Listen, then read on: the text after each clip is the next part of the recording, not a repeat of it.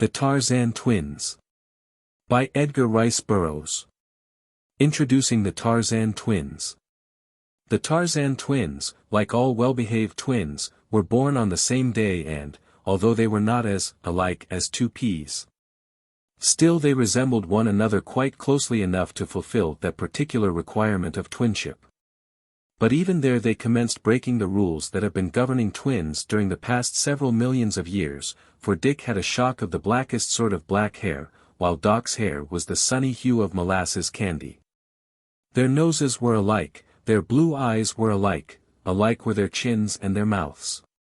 Perhaps Doc's eyes twinkled more and his mouth smiled more than Dick's, for Dick did much of his twinkling and smiling inside, and inside the boys were very much alike, indeed.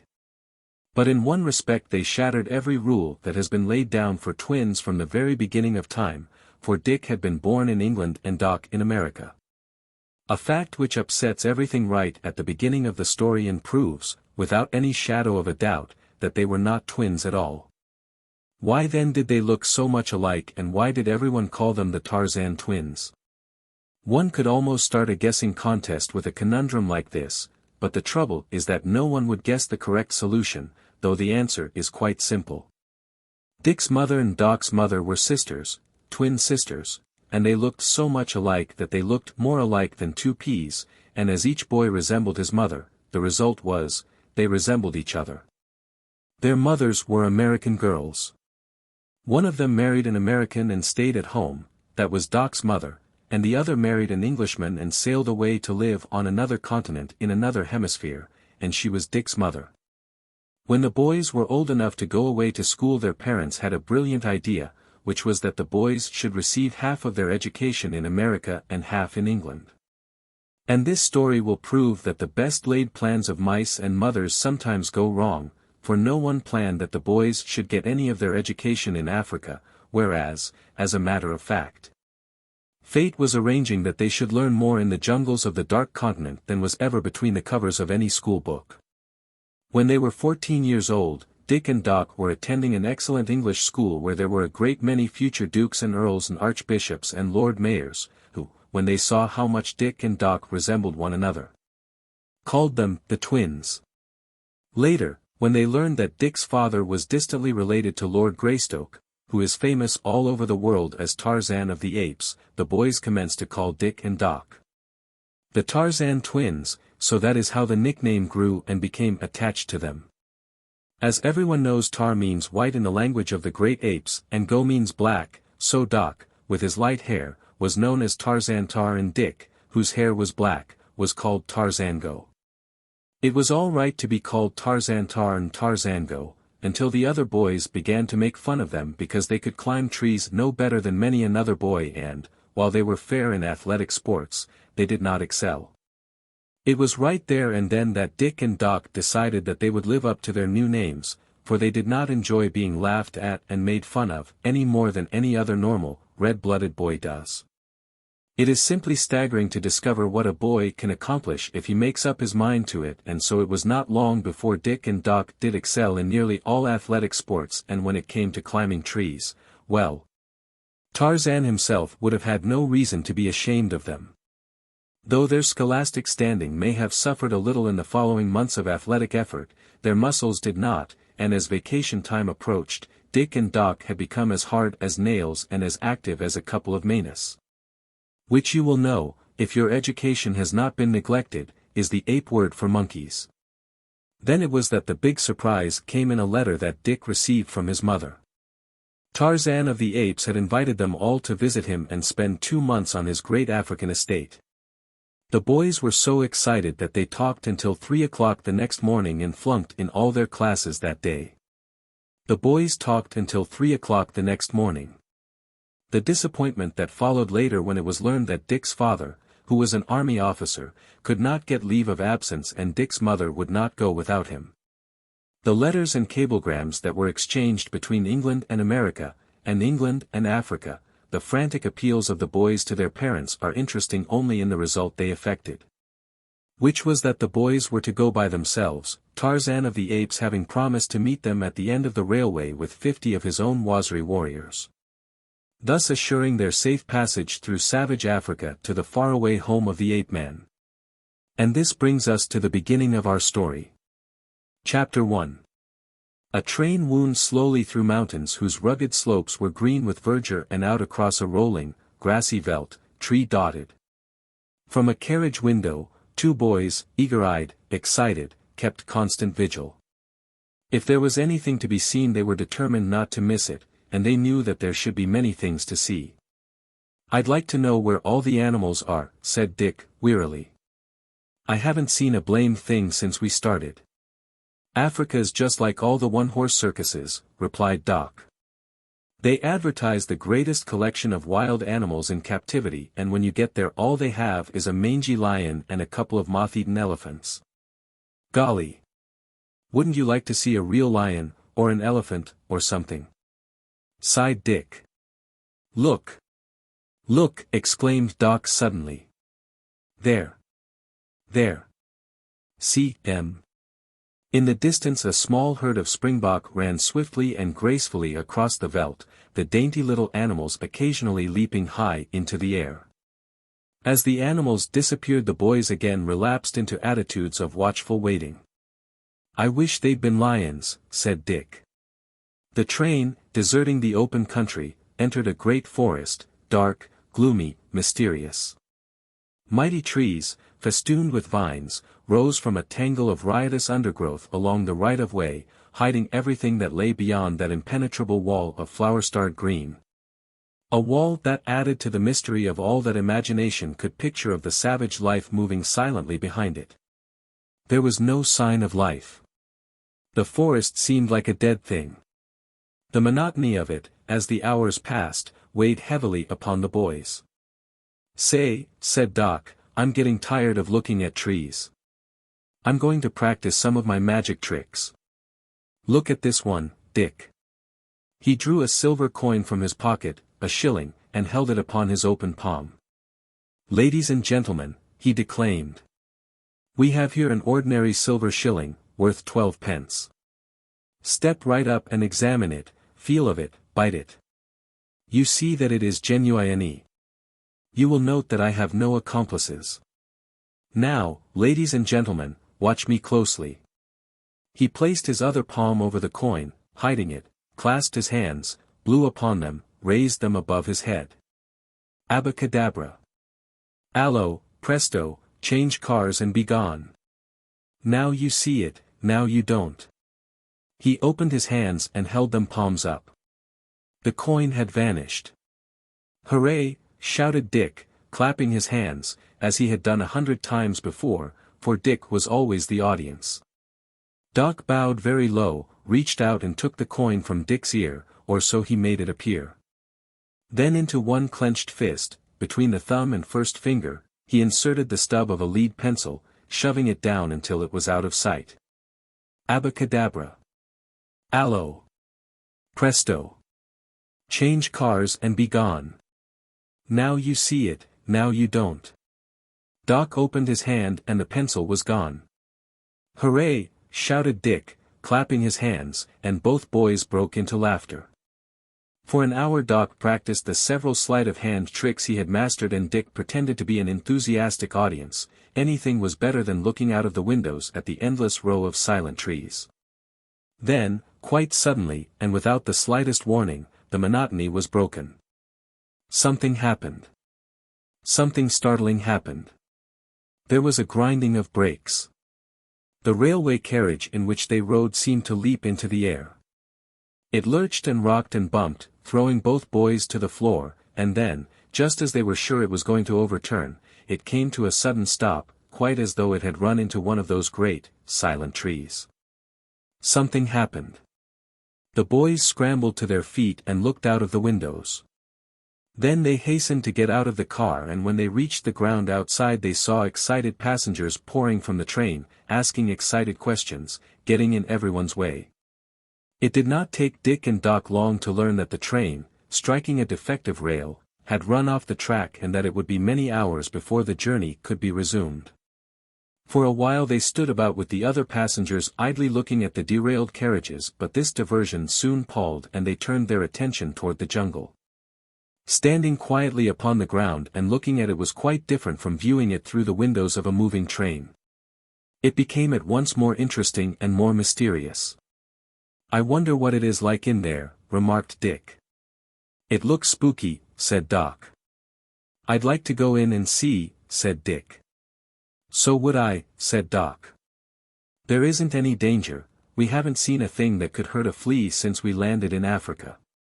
And we wouldn't go in very far." "Come on," said Dick. "Hi, there," called a man's voice. "Where you boys goin'?" They turned to see one of the train guards who chanced to be passing. "Nowhere," said Doc. "Well, whatever you do, don't go into the jungle," cautioned the man, moving on toward the head of the train. "You'd be lost in no time." "Lost," scoffed Dick. "He must think we're a couple of zanies." Now that someone had told them that they must not go into the jungle, they wanted to go much more than they had before, but as there were many people upon this side of the train, they were quite sure that someone else would stop them. Should they attempt to enter the jungle in plain view of passengers and train crew? Slowly they sauntered to the rear end of the train and passed around it onto the opposite side. There was no one here, and right in front of them was what appeared to be an opening through the tangled vegetation that elsewhere seemed to block the way into that mysterious hinterland that lay beyond the solid ranks of guardian trees. Dick glanced quickly up and down the train. There was no one in sight. "Come on," he said, "let's just take a little peek." It was only a step to the opening, which proved to be a narrow path that turned abruptly to the right after they had followed it a few paces. The boys stopped and looked back. The right-of-way, the train, the passengers, all were as completely hidden from view as though they had been miles and miles away, but they could still hear the hum of voices. Ahead the little path turned toward the left and the boys advanced, just to look around the turn, but beyond the turn was another. The path was a very winding one, turning and twisting its way among the boles of huge trees. It was quiet and dark and gloomy. "Perhaps we'd better not go in too far," suggested Doc. "Oh, let's go a little way farther," urged Dick. "We can always turn around and follow the path back to the train. Maybe we'll come to a native village." "Gee! Wouldn't that be great? Suppose they were cannibals?" "Oh, shucks. There aren't any cannibals anymore." "You afraid?" "Who, me?" "Of course I'm not afraid," said Doc, valiantly. "All right then, come ahead," and Dick led the way along the little path that bored into the depths of the mighty, frowning jungle. A bird with brilliant plumage flew just above them, giving them a little start, so silent and deserted the forest had seemed, and a moment later the little path led them into a wide, well-beaten trail. "Golly!" exclaimed Doc, "this is more like it. Say, I could scarcely breathe in that little path." "SST. Look," whispered Dick, pointing. Doc looked and saw a little monkey solemnly surveying them from the branch of a nearby tree. Presently it began to chatter, and a moment later it was joined by a second and then a third little monkey. As the boys approached, the monkeys retreated, still chattering and scolding. They were cute little fellows, and Dick and Doc followed in an effort to get closer, and, all the time, more and more monkeys appeared. They ran through the trees, jumping from branch to branch, skipping about, jabbering excitedly.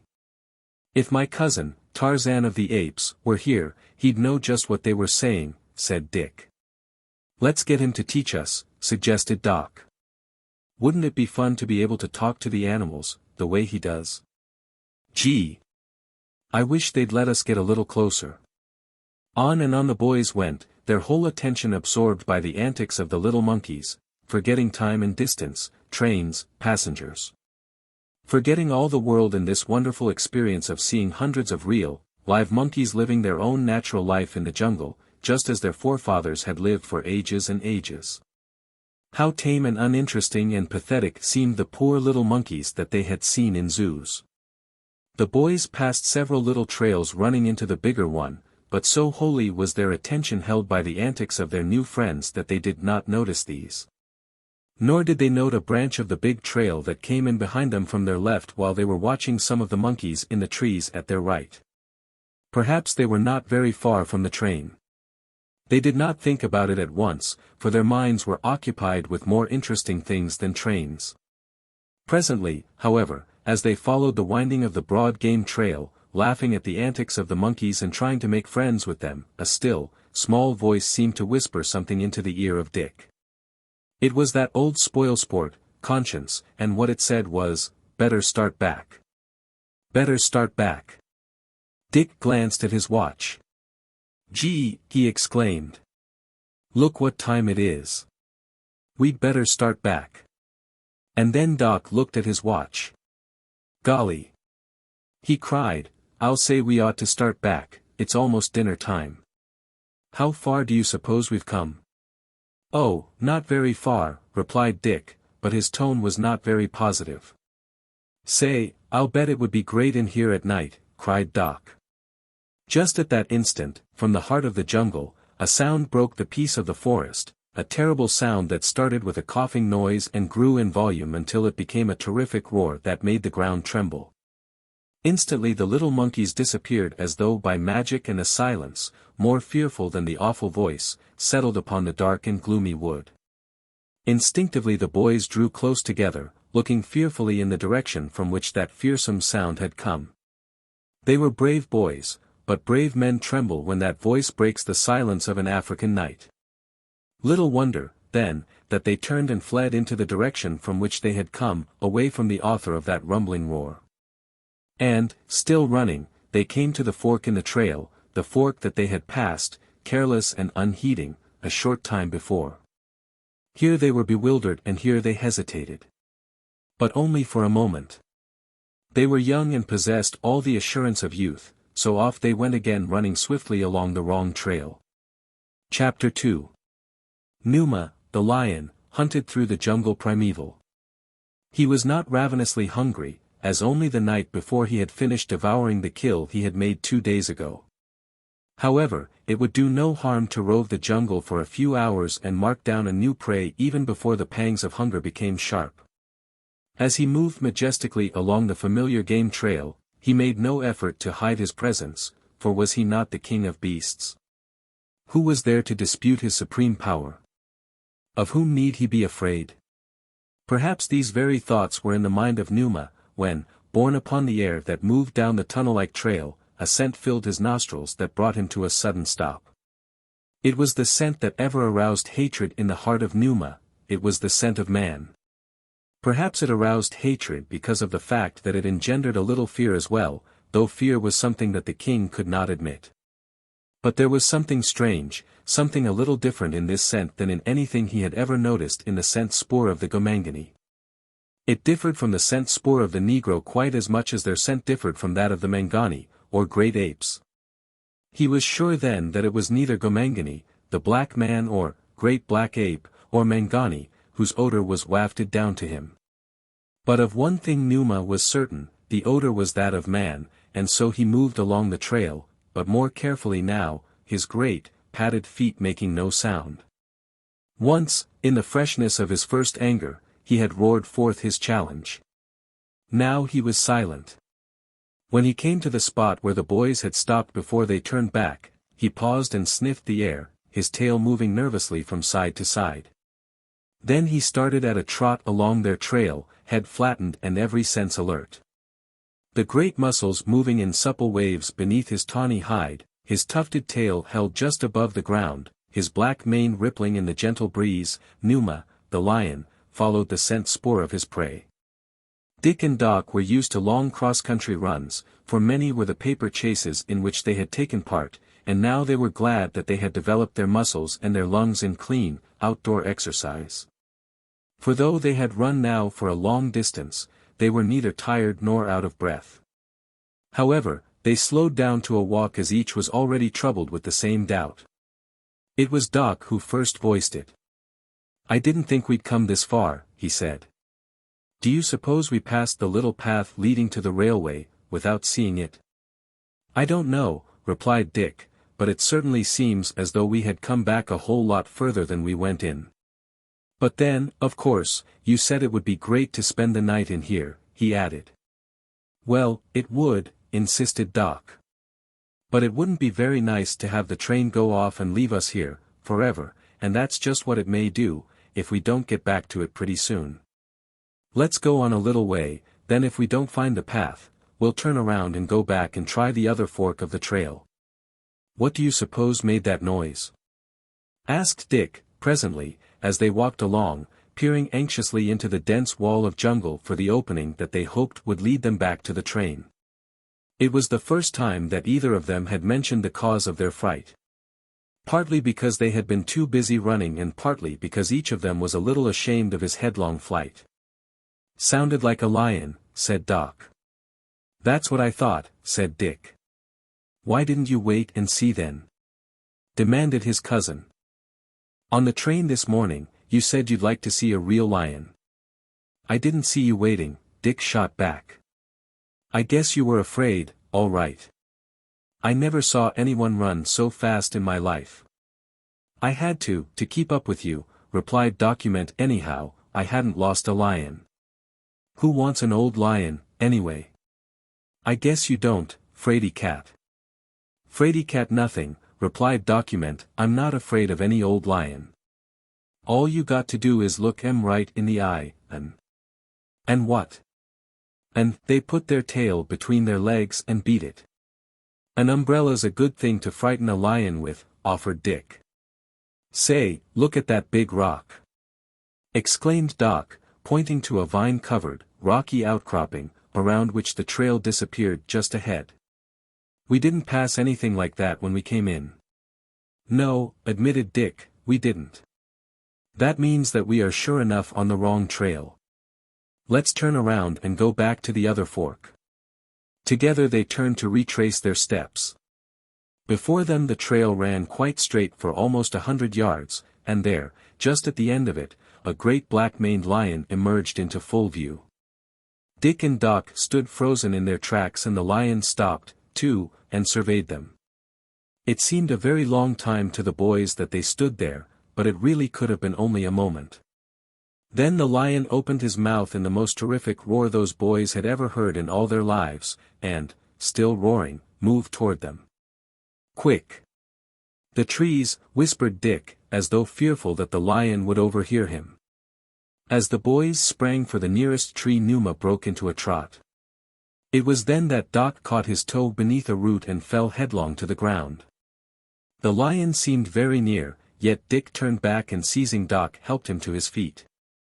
An instant later, as the lion charged in real earnest, at a terrific speed, the boys were clambering swiftly into the lower branches of a great tree that overspread the trail. Roaring angrily, Numa sprang into the air, his mighty talons unsheathed to seize and drag them down. He missed them, but by a margin so narrow that one of his claws touched the heel of Dick's shoe. It was then that Doc caught his toe and fell headlong. With an agility far beyond their own dreams, Dick and Doc climbed high above the menace of the angry beast of prey, finally seating themselves upon a limb that projected above the trail. Beneath them the lion stood glaring up, with round, yellow-green, blazing eyes. He was growling angrily, exposing yellow fangs that made them shudder. Why didn't you look him in the eye? Demanded Dick. I was going to, but he wouldn't stand still, replied Document. Why didn't you bring an umbrella? Numa, nervous, irritable, did not relish the idea of losing his supper now that he had discovered a quarry of 2 young and tender Tarmangani, for if there is anything that Numa relishes, even before old age has reduced him to a diet of human flesh, it is the young of the man-tribe. Therefore, as long as they were in sight he did not give up hope. Seldom did Numa, the lion, have reason to envy his cousin Sheeta, the panther. But this was most certainly such an occasion, for could he have climbed with the agility of Sheeta, the prey would soon have been his. Not being able to climb into the tree after his supper, he did the next best thing, which was to lie down and wait for it to descend. Of course, if Numa had had the brains of a man, he would have known that the boys would not come down while he lay there waiting for them. Perhaps he hoped that they would fall asleep and tumble out of the tree. And it may be that after a while he really did reason the thing out almost as a man would have reasoned it, for after half an hour of waiting he arose and strode majestically back along the trail in the direction from which he had come. But just around the first turn he halted, wheeled about and lay down just out of sight of his intended victims. "I believe he's gone," whispered Dick. "Let's wait a few minutes and then climb down and see if we can find the path. It can't be so very far from here." "If we wait very long it will be dark," said Doc. "Do you suppose they could hear us if we yelled?" asked Dick. "If they did hear us and came in, the lion might get them." "I never thought of that. No, we mustn't yell." Dick scratched his head in thought. "There must be some way out of this," he continued. "We can't stay here forever, even if you do think it would be nice to spend the night in the jungle. If we climb down we may run right into that old lion and we haven't got an umbrella, or anything," said Doc, grinning. "I've got it," cried Dick. "I've got it. Why didn't we think of it before?" "Think of what?"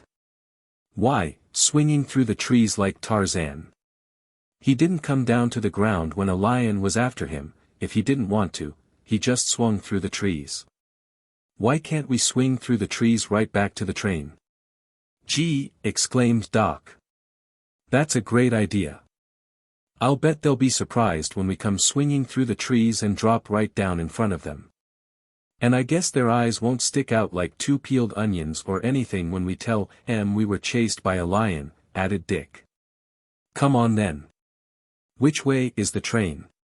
"This way," and Dick led off at right angles to the trail, working his way carefully along the limb of the tree, seeking carefully foothold below and handhold above. "I don't call that swinging," said Doc. "Well, smarty, let's see you swing. You're Tarzan's cousin. If you can't do it how do you expect me to?" "Well," explained Dick, "I've got to practice a little bit, haven't I?" "You don't expect a fellow to do it the first thing off without a little practice, do you?" But at the moment Doc was too busy worming his way gingerly after Dick to think up a suitable reply.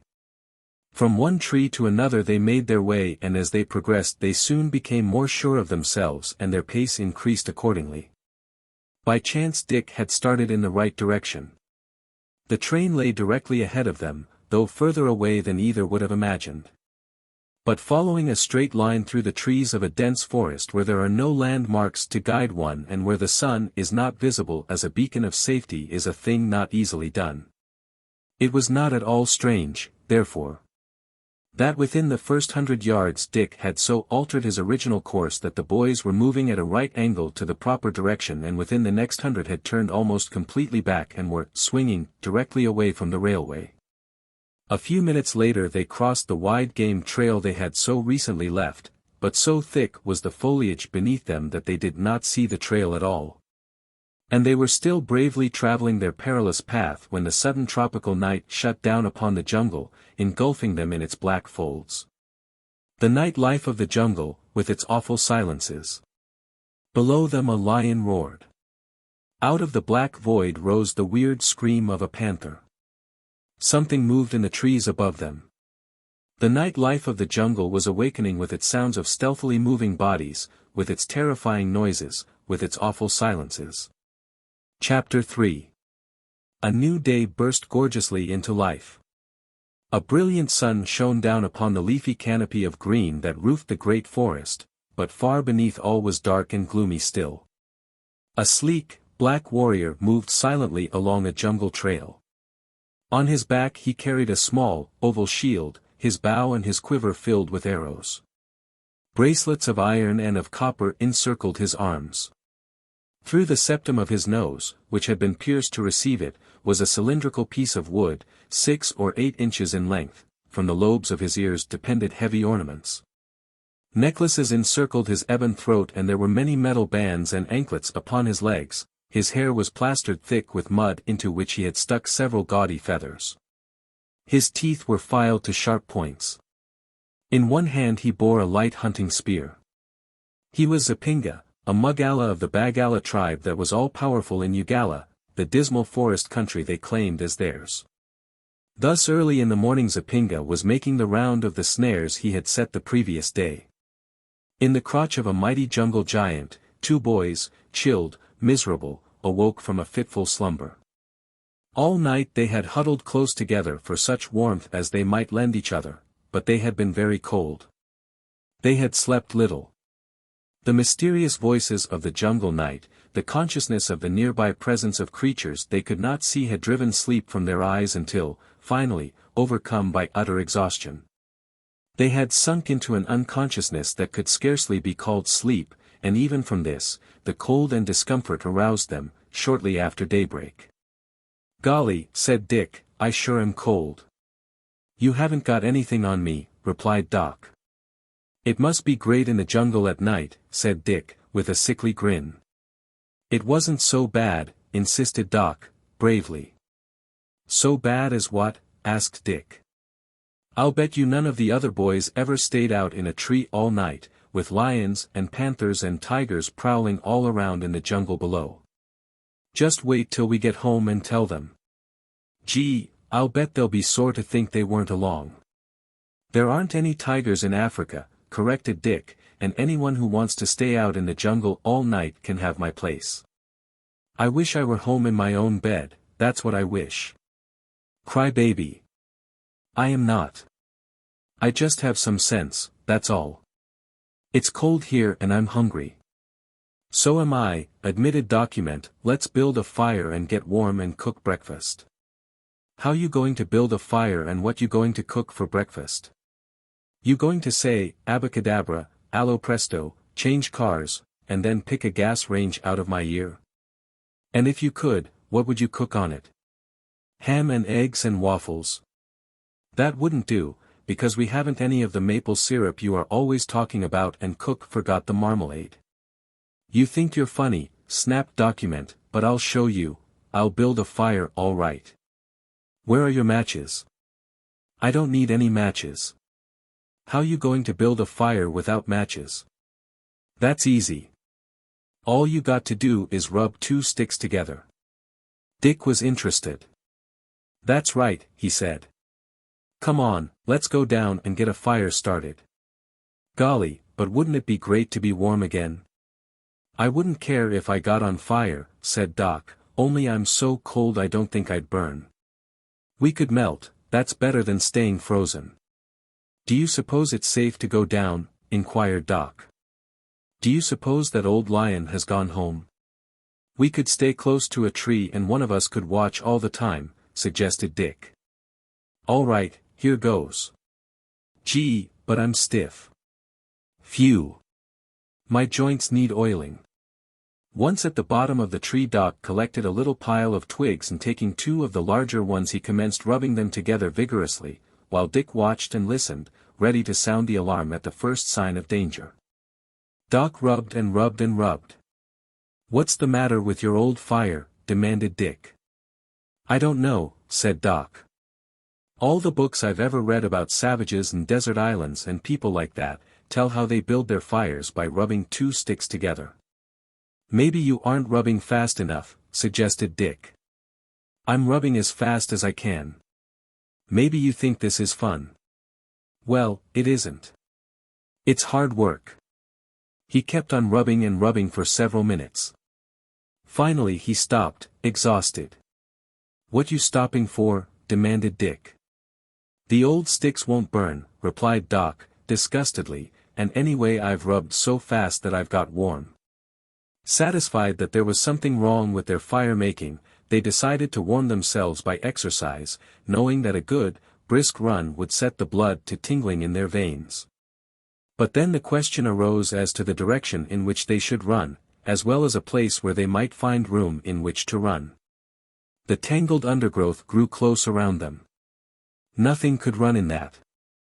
They had no idea where the trail was. There was nothing left, therefore, but the trees, and so they clambered back to the lower branches and with stiff fingers and numb joints started once more in the direction they thought would lead them to the railway. As they moved forward, they commenced to feel the reviving influence of renewed warmth and life. But as they forgot the cold, they became more conscious of their hunger, and now thirst was adding to their discomfort. They heard the sounds of the smaller life of the jungle, and occasionally caught fleeting glimpses of beautifully colored birds. A small monkey came and ran along above their heads, and his chattering attracted others, until soon there were many monkeys around them. They did not seem very much afraid of the boys, nor were they unfriendly. They were merely curious. And they were always eating, a fact which drove the boys nearly crazy with hunger. They watched carefully to discover what the monkeys ate, for they knew that what the monkeys ate with safety, they might eat. But when they discovered that the bill of fare appeared to consist quite largely of caterpillars, they changed their minds. After a while they saw one of the monkeys gather fruit from a tree and eat it with great relish, and they lost no time in clambering up into the branches of that same tree and searching for more of the fruit. It did not taste very good, but it was food and stopped the gnawing pangs of hunger, and its juices helped to satisfy their thirst. When they had eaten, they continued their search for the railway and found it easier to travel through the trees, though they were, as yet, far from perfect at it. The food had given them renewed hope, and they were quite sure now that they would soon reach the twin bands of steel that would mean rescue, for even if their train had left, there would be other trains along, which would surely stop at sight of two white boys. They might not have felt so much confidence had they dreamed that they were traveling deeper and deeper into the forest, directly away from the railway. Dick, who was in the lead, suddenly voiced an exclamation of satisfaction and relief. "Here's the old trail," he cried. "Now we can make some time." "Gee, but it's good to get your old feet on the ground again," said Doc as the two boys stood again on solid footing. "Come on. Now let's beat it." With brisk steps they set off along the game trail that ran in the same general direction they had been traveling, positive now that they were on the right road. Doc, his spirits rising to the occasion, broke into a gay whistle. Ahead of them Zapinga came to an abrupt halt. For an instant he stood, listening intently, then he dropped to his hands and knees and placed his ear against the ground and remained there for a moment, motionless. When he arose, he still remained in a listening attitude, straining every faculty to interpret the sounds that were approaching him along the trail. Just before the boys came into sight, the savage warrior stepped into the green wall of the jungle trail. The leaves and branches dropped back, forming an impenetrable screen behind which Zapinga waited. The boys came confidently on, while Zapinga adjusted his shield upon his left forearm and took a new grip upon his light hunting spear. The warrior did not see the boys until they were almost opposite him, but when he did, the grasp of his spear hand released and a look of relief and satisfaction overspread his black and evil countenance.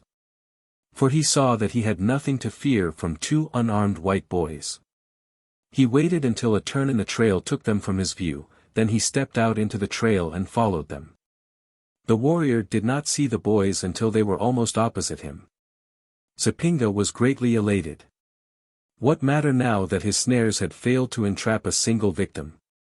Had they all been filled, the reward would not have equaled this windfall that had come to him without the slightest effort upon his part. The victims of his snares he would have had to carry home, but this new quarry walked upon their own legs and, most accommodatingly, were headed directly for the village of the Bagala. Chapter 4. "We must be pretty near the train by this time," said Dick, "unless—" "Unless what?" demanded Doc. "We might not be on the right trail," suggested the other. "We might be lost after all." "Gee, don't say that, Dick. If we're lost now, we'll never find our way out. We'll have to stay in this jungle until we—" "Until we what?" "I don't like to say it." "You mean until we die?" Doc nodded his head and the boys moved on in silence, each intent upon his own gloomy thoughts. Behind them, just out of sight, came the black warrior, Zapinga. Presently Doc stopped. "Dick," he cried. "Do you smell something?" Dick sniffed the air. "Smells like smoke," he said. "It is smoke," exclaimed Doc, "and I can smell food cooking, too. We're saved, Dick. We're saved. It's the train. Come on," and both boys broke into a run. 100 yards of brisk running brought them to a sudden stop. Before them lay a clearing in the forest at the trail's end. In the center of the clearing was a palisade of poles surrounding an enclosure. Above the top of the palisade they could see the cone-shaped roofs of grass-thatched huts and, through the open gates that faced them, they could see the huts themselves and half-naked black people moving about. Outside the palisade some women were hoeing in a little patch of cultivated ground. Dick and Doc took one look at the scene before they faced one another in silent consternation. So different from what they had expected had been this outcome of their hopes that both boys were shocked into utter speechlessness for a moment. It was Doc, as usual, who first regained control of his tongue. "We're lost, after all," he said. "What are we going to do?" "Maybe they're friendly natives," suggested Dick. "Maybe they're cannibals," suggested Doc. "I don't believe there are any cannibals anymore," said Dick. "I don't intend to take any chances on that." "There may be." "Let's sneak back the way we came then," whispered Dick. "They haven't seen us yet." Simultaneously the two boys turned to retrace their steps and there, blocking the trail they had just trod, stood a huge, black warrior scowling savagely at them. In his hand was a sharp spear. "Golly," exclaimed Dick. "Gee," ejaculated Document, "what shall we do?" "We ought to be nice to him," said Dick. "Good morning," said Doc, politely, with a smile that was nothing if not strained. "Nice morning, isn't it?" Zapinga, who had stood silent thus far, now broke into a torrent of words, not one of which the boys understood. When he had ceased, he again stood immovable. "Well," remarked Dick, casually, "I guess we'd better be getting along back to the train. Come on, Doc," and he started to move along the trail past Zapinga. Instantly the sharp point of the spear was at the pit of his stomach. Dick stopped. Zapinga pointed toward the village with his left hand and prodded Dick with his spear. "I guess he's inviting us to lunch," suggested Doc. "Whatever he's inviting us to do, I guess we'd better do it," said Dick. Reluctantly the two boys turned toward the village. Behind them walked Zapinga, proudly herding his captives in the direction of the gates. At sight of them the women and children working in the fields clustered about, jabbering excitedly. The women were hideous creatures whose ears and lower lips were horribly disfigured. The lobes of the former having evidently been pierced during their youth to receive heavy ornaments which had stretched the flesh until the lower part of the ear touched the shoulder, while their teeth, like those of Zapinga, were filed to sharp points, though fortunately for the peace of mind of Dick and Doc, neither boy understood the significance of this. Some of the children threw stones and sticks at the boys and each time a hit was scored, Zapinga and the women and all the children laughed uproariously. Encouraged and emboldened by this applause one of the older children, a particularly hideous boy, rushed at Doc from the rear and swung a blow at his head with a heavy stick. Dick, while attempting to ward off the missiles that were rained upon him, had fallen a few steps behind Doc. Which proved a very fortunate circumstance for his cousin, as the black boy would have cracked Doc's skull if the blow had landed squarely upon its target. Even as the little fiend was in the act of swinging the cudgel, Dick leaped in front of him and seizing his wrist with his left hand dealt the youth a blow in the face with his right fist that sent him sprawling upon his back. Doc turned just in time to witness Dick's act, though he did not fully realize how close and how grave had been his peril, and the two boys instinctively drew together, back to back, for mutual protection. As each was confident that Dick's attack upon the black youth would bring down the wrath of all the others upon them. "Good old Dick," whispered Doc. "I suppose we're in for it now," said Dick, gloomily, "but I had to do it." "He'd have killed you." "I suppose we're in for it now." "We couldn't be in for anything worse than we were getting before," Doc reminded him. "Look at em now. I think it did em good." For an instant the blacks were so surprised that they forgot to throw anything at the boys. Then they commenced to laugh and jeer at the discomfited youth sitting on the ground nursing a bloody nose, and while they were occupied by this new diversion, Zapinga herded the boys into the village and hurried them into the presence of a very fat Negro who sat in conversation with several other warriors beneath the shade of a large tree. "This guy must be the chief," said Doc. "I wish we could talk to him," said Dick.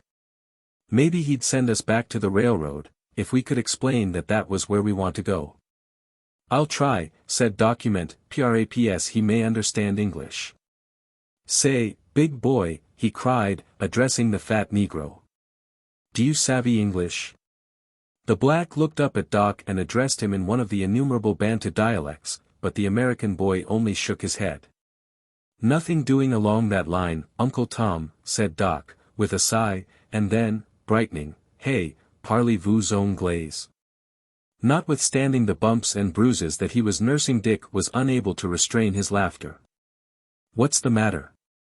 Demanded Document. What's so funny? You're French. Doc grinned. I must be improving, he said. No one ever recognized my French as French before. Your friend there doesn't recognize it even as speech. Why don't you try making signs? I never thought of that. Good old Dick. Every once in a while he shows a gleam of intelligence. Here goes. Watch me, rain cloud. He waved his hand at the Negro to attract attention. Then he pointed off in the general direction that he thought the railroad lay, after which he said, chew. Chew, several times. Then he pointed first at Dick and then at himself. Walked around in a small circle looking bewilderedly from one direction to another. Stopping in front of the black he pointed at him, then at Dick, then at himself and finally out through the forest toward an imaginary railway and again said, chew. Chew. Chew. Chew. The Negro considered him a moment through red-rimmed, bleary eyes. Then he turned toward his fellows, jerked a grimy thumb in the direction of Doc, tapped his forehead significantly with a forefinger and issued a few curt instructions to Zepinga, who stepped forward and pushed the boys roughly along the village street toward its far end. I guess he understood your sign language all right, said Dick. What makes you think so? Demanded Doc. Why, he thinks you're crazy, and he's not far off. Is that so? Zepinga halted before a grass hut shaped like a beehive, with a single opening about 2.5 or 3 feet high, upon either side of which squatted a warrior armed as was their captor. Zepinga motioned for the boys to enter, and as they dropped upon their hands and knees to crawl into the dark interior, he accelerated their speed with the sole of a calloused foot and sent them, one by one, into darkness that was only a bit less thick than the foul stench which pervaded the noisome den. Chapter 5. Crouching close together, Dick and Doc sat in silence upon the filthy floor of the hut. They could hear Zepinga talking to the guards at the entrance, and after he had gone away, they could still hear the guards conversing. It was most aggravating to be unable to understand a word of what was said, nor to gain a single clue to the nature of the people into whose power an unkind fate had delivered them, nor any hint of the intentions of their captors toward them, for they were both now convinced that they were indeed captives. Presently Doc put his lips close to Dick's ear. Do you hear anything? He whispered. Dick nodded. It sounds like something breathing over there, he said. It sounds like something breathing over there, he said. It is. Doc's voice trembled just a little. I can see something over against that wall. Their eyes were becoming accustomed to the gloom of the interior and slowly things were taking form within. Dick strained his eyes in the direction of the sound. I see it, there are 2 of them. Do you suppose they're men, or what? Asked Doc. Lions, or something, suggested Dick, weakly. Doc felt in his pants pocket and brought out a knife, but his fingers were trembling so that he had difficulty in opening the blade. It's getting up, he whispered. They sat with their eyes rivet upon the dark bulk that moved against the back wall of the hut. It seemed very large and entirely ominous, though as yet it had taken on no definite form that they might recognize. It's comin', toward us, chattered Document. I wish it was a lion. I wouldn't be as scared if I knew it was a lion as I am not knowing what it is. Gosh, it might be anything. Here comes the other one, announced Dick. Say, I believe they're men. I'm getting so I can see better in this old hole. Yes, they are men. Then they must be prisoners, too, said Doc. Just the same you better get your knife out, too, said Dick. I've had mine out, I was just going to tell you to get yours out. They sat very still as the two forms crept toward them on all fours, and presently they saw that one was a very large Negro and the other either a very small one, or a child. "Tell M to keep away, or we'll stick M with our knives," said Doc. "They wouldn't understand if we did tell M," replied Dick, and then, in pidgin English that they could barely understand, one of the blacks announced that he spoke excellent English. "Gee!" exclaimed Doc, with a sigh of relief, "I could almost kiss him." The boys asked questions that the black understood only with the greatest difficulty, and equally arduous were their efforts to translate his replies. But, at least, they had found a medium of communication, however weak and uncertain, and they were slowly coming to a realization of the predicament in which their foolhardy venture into the jungle had placed them. "What they going to do with us in here?" asked Dick. "Make us fat," explained the black. "Make us fat? What for?" demanded Doc. "Gee, I'm too fat already." "Make us fat to eat," explained the Negro. "Golly," cried Dick. "They're cannibals." "Is that what he means?" "Yes.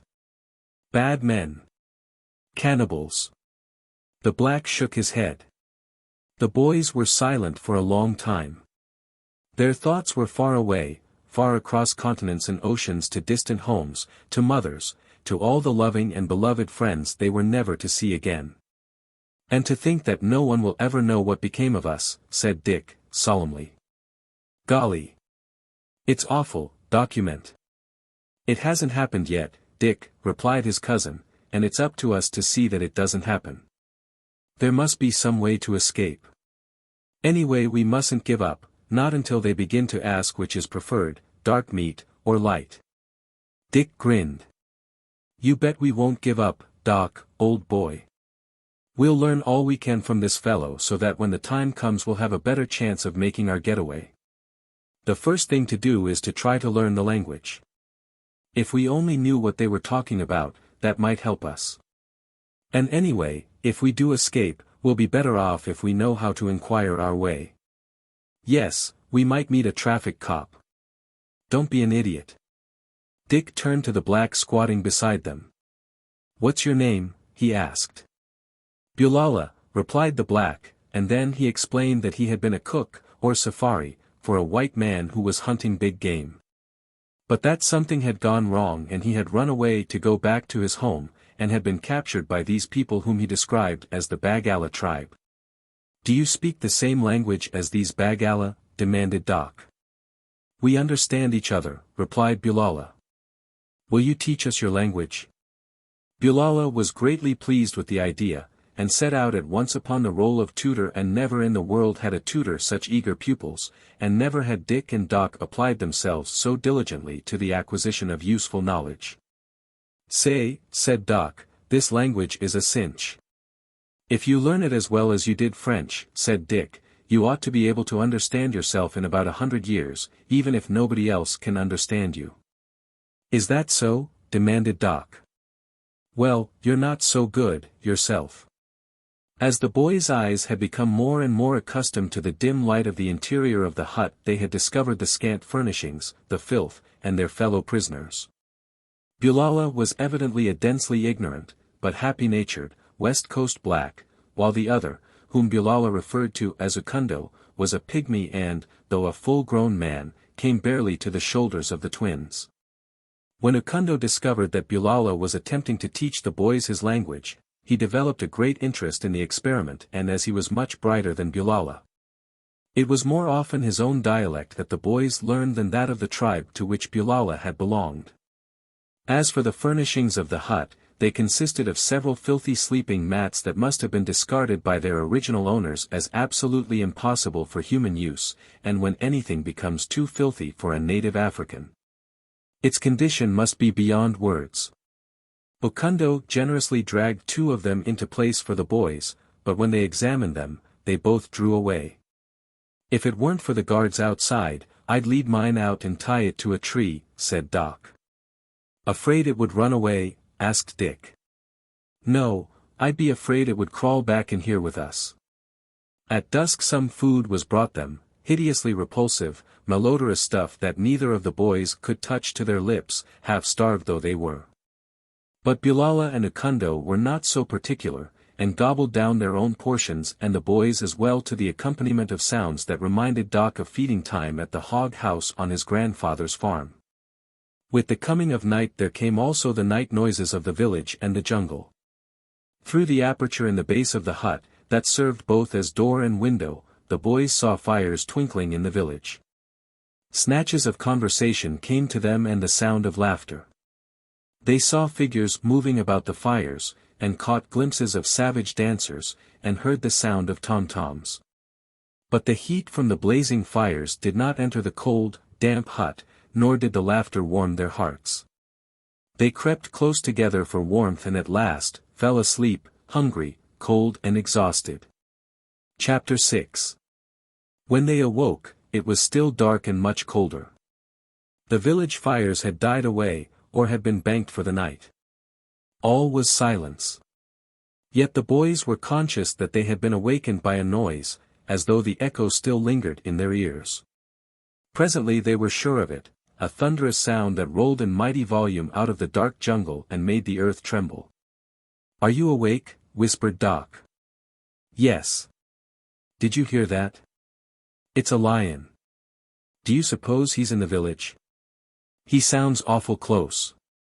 Numa was not in the village. He roared with his nose close to the palisade, voicing his anger at the stout barrier that kept him from the tender flesh within. "Golly," said Dick, "it wouldn't do us much good if we did escape. It would be like jumping from the frying pan into the fire." "Do you mean you'd rather stay here and be eaten by cannibals than try to escape?" demanded Doc. "No, I don't mean anything of the kind. I just think we haven't much chance of getting out of this mess, one way or the other, but I sure would rather try to get out of it than just sit still and wait to be eaten, like Bilala and Ukundo are doing." "Have you any scheme, Doc, for getting away?" "Not yet. From what I could understand of Bilala's gibberish I guess they won't eat us for a while. He seems to think that they will wait until we are fattened up a bit. But from something else he said, it is just possible that they are saving us for a big feast that they have invited a lot of other villages to attend. Anyway, if we can have a few days to get a line on the habits and customs of the village, we will be in a better position to pick out the best plan and the best time for making our getaway." "Gee, but it's cold. I didn't know anyone could be so cold and hungry, and live," said Dick. "Neither did I. It's no use trying to get to sleep again. I'm going to get up and move around. Maybe that will make us warm." But all it did was to awaken Bilala and Ukundo, who were not angry at all at being awakened and only laughed when the boys told them how cold they were. Bilala assured them that one was always cold at night, and as he and Ukundo were practically naked the twins felt a little bit ashamed of their grumbling. Daylight came at last, and with the rising sun came warmth and renewed vitality. The boys felt almost cheerful, and now they were so hungry that they knew they would eat whatever their captors set before them, however vile it might appear. But nothing was brought them. In fact, it was almost noon before any attention was paid them, and then a warrior came and ordered all four of them out of the hut. With their guards they were herded toward the chief's hut in the center of the village. A warrior ordered them out of the hut. Here they found many warriors lined up before the blear-eyed old cannibal. The chief looked them all over, then addressed the twins. "He wants to know what you were doing in his country," interpreted Bilala. "Tell him we were passing through on the train and that we wandered into the jungle and got lost," said Dick. "Tell him we want to go back to the railway and that if he will take us, our fathers will pay him a big reward." Bilala explained all this to the chief, and there followed a lengthy discussion between the chief and his warriors, at the end of which Bilala again interpreted.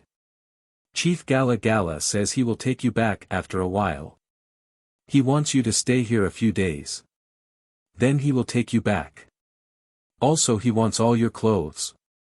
He says you must take them off and give them to him as presents, if you want him to take you back to your people." "But we'll freeze," expostulated Doc. "You had better give them to him, for he will take them anyway," advised Bilala. Doc turned and looked at Dick. "What are we going to do about it?" he asked. "Tell him we'll freeze at night without our clothes, Bulala," cried Dick. Bulala and Gala Gala held a lengthy discourse at the end of which the former announced that the chief insisted upon having their clothes, but would furnish them with other apparel to take its place.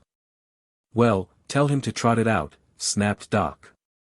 Again there was much haggling, but finally the chief sent one of his warriors to bring a handful of filthy calico rags, which he threw at the feet of the two boys. Doc started to argue the question, but Bulala's counsel, combined with the menacing attitude of Gala Gala, convinced the twins that they could do nothing but comply with the commands of their captor. "I'm going to take the things out of my pockets," said Doc. "They'll probably swipe everything we've got, but if possible we ought to try to save our knives," suggested Dick. And sure enough, the first thing that came out of Dick's pocket, which happened to be a fountain pen, Gala Gala held out his hand to receive. "A lot of good it'll do the old robber," growled Dick. "He wants to know what it is," said Bulala. "Tell him it's a bottle with something good to drink in it," snapped Document. "Here, I'll show him how to get it out, looky, old tar baby," and Doc stepped forward and removed the cap from the pen point. "Tell him," he explained to Bulala, "to put the shiny end in his mouth and then pull up this little lever here, that'll squirt the nice drink into his tummy." Gala Gala did as Bulala directed. A peculiar expression overspread his evil face and then he commenced to spit, to the great astonishment not only of himself but of the assembled warriors, for Gala Gala was undeniably spitting blue. The effect upon him was astonishing and rather terrifying. He leaped about like a madman, emitting strange noises which were interspersed with remarks that the boys were positive were not at all nice. But the remarkable part of the performance was that he vented all his rage upon Bulala, striking and kicking the poor fellow unmercifully. "Tell him it won't hurt him," yelled Dick, fearful now of the results of Doc's joke. "Tell him white men drink it to make them strong," and when Bulala had succeeded in transmitting this information to Gala Gala the chief immediately calmed down and apparently was well pleased, though for a long time, thereafter. He continued to spit blue. The boys had now emptied their pockets, but each clung to his knife, attempting to hide it from the eyes of the greedy Gala Gala. The attempt was vain. A filthy, pinkish palm was extended toward Doc, who needed no one to interpret the cannibal's demands into "gimme, gimme, gimme." It was then that an idea came to Doc that was little short of inspiration. His eyes snapped and sparkled. "Why not?" he demanded aloud. "Why not what?" asked Dick. "Watch me," cried Doc. Gala Gala was becoming insistent, he was demanding in peremptory tones that Doc deliver the knife forthwith. But Doc did nothing of the kind. Instead, he held up his left palm outstretched for silence, then he opened his right hand, exposing to the view of all the coveted knife. "Tell them," he said to Bulala, "to watch me closely and I will show them a trick they never saw before." "Big medicine?" asked Bulala. Doc seized upon the words. "Big medicine," he cried. "That's the idea, Bulala. Tell him I'm going to make some big medicine with a capital B."